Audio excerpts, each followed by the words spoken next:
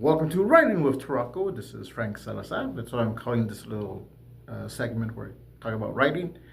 So I just submitted, and by just I mean just a few days ago, I finished writing the Halloween story for the Halloween writing contest held by my library. I have the original story here. I already submitted it. Any grammatical errors that I could change, it's already done, submitted, not worrying about it. I'll find out most likely November 1st who won. I might get a call if I won. Hopefully, hopefully I win, whether it's first place, second, or third. But I am going for first place. Now what? Well, I am continuing writing, and I'm going to be using that same theme that I started with. My goal is to have a little bit more stories within that theme, which what I was going with was legends, and I set it in my area. So I'm going to be borrowing some local legends and some universal stories, and I just add my own twist. And I'll go into that later on. I'm still working on it. I already started a few things, but what about that particular story? Well, that version is done, but later on I might edit and add on to it. But what I'm doing right now, because it is Halloween and I do like being dramatic, is that I have the original story here, and I printed out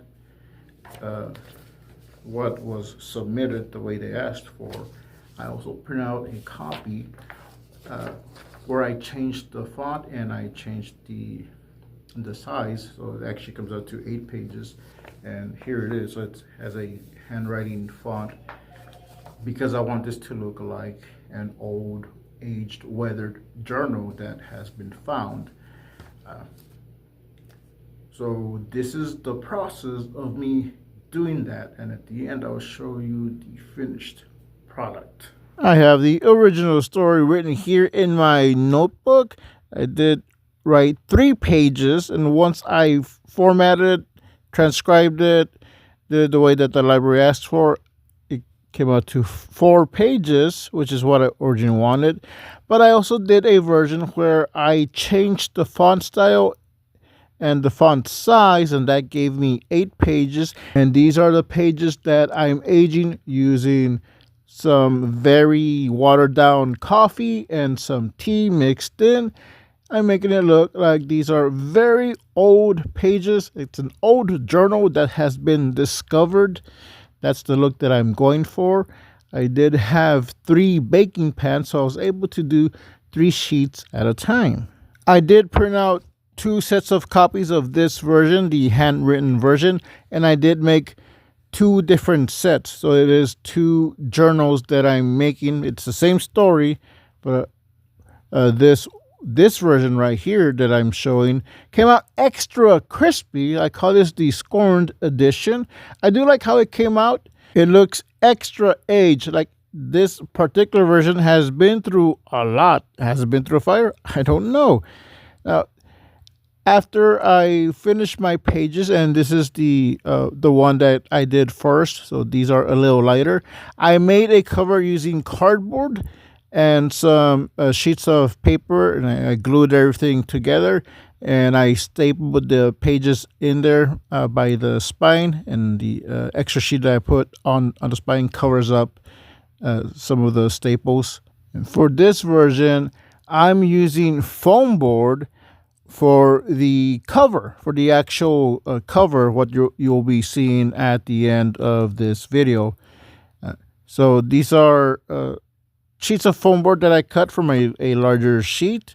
I cut them more or less to size to match the pages. I did make them a little bit bigger so they overlap. And one of these had a cut at the corner, which I just used it as, it's part of the book. It's part of the damage that this book has gone through. So I'm going to be painting this. I'll be using a little bit of green, a little bit of brown and black, and I'm just gonna mix it and see how it turns out. I'm going for something older and darker. I want this journal to look like it's really been through a lot. There's been damage to the cover, there's been some damage to the pages. This is an old book that's been discarded, lost, and recently found. And I did go over the paint a little bit more. It came out too dark, but I used the sponge to absorb some of the extra paint. And with the green side, I went over it and made it look a little bit more greedy. Like I said, I am going for a very distressed look for this journal.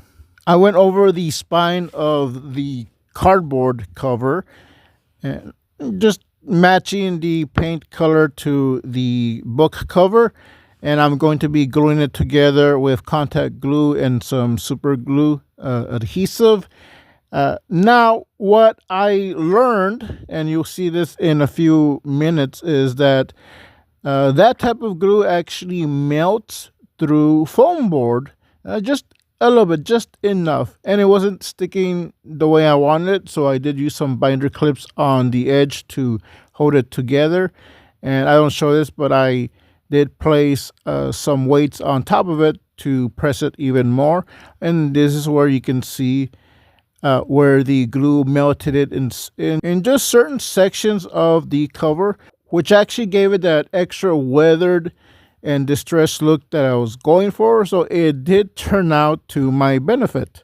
I did give the cover another pass with some more paint, covering up some of the parts where it melted in, and I mixed it with some Mod Podge. I left it to dry in front of a box fan, and I think the end product speaks for itself. I like how it came out. It looks old. It looks like it's been through a lot.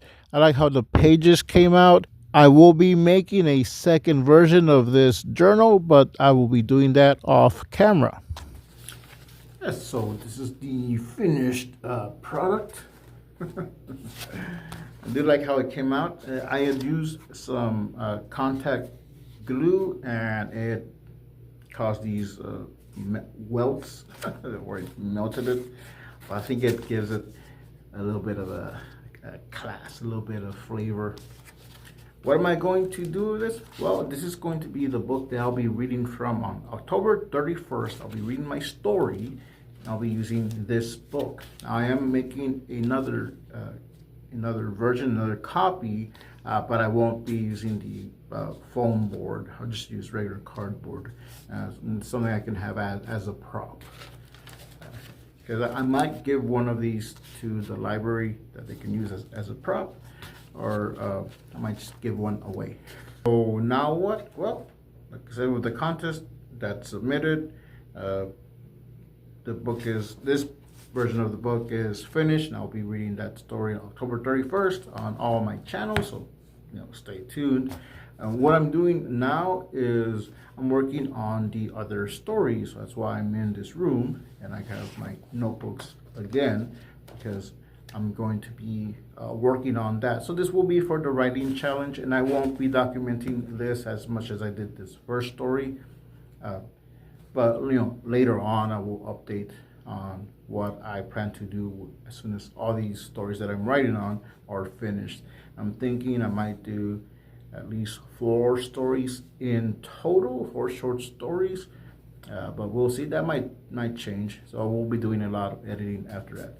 So this is probably gonna be one of the last, and not the last, videos where I talk about writing this story, because this is done, and I don't plan on doing other videos documenting what I'm writing. But I'll probably will do a video at the end of the writing challenge that I'm a part of right now, just saying that what I did. So the videos will resume being what they usually are, on depending on which channel you're watching. So this has been Frank Salazar, and we'll see you next time.